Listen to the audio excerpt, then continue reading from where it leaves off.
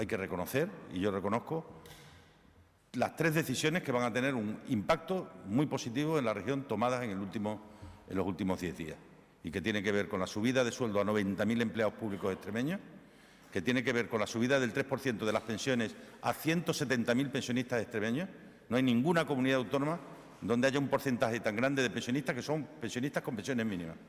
Y, por tanto, es una gran noticia. Y no va a haber ninguna comunidad autónoma donde la subida del salario mínimo interprofesional hasta los 900 euros tenga tanto impacto, porque no hay ninguna comunidad donde la renta, los salarios estén por debajo del salario mínimo en la cuantía en la que aquí lo están. Por lo tanto, estos son 3 medidas que tienen o que llevan escrito el nombre de 400.000 extremeños, que se van a ver directamente beneficiados como consecuencia de la aplicación de esto.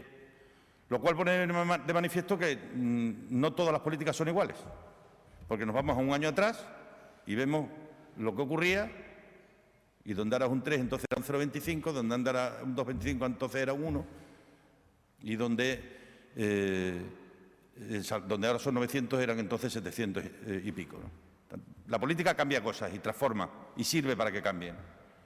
Y por eso yo creo que en tiempos en los que parece que todo es igual, pues hay que poner de manifiesto que no es así.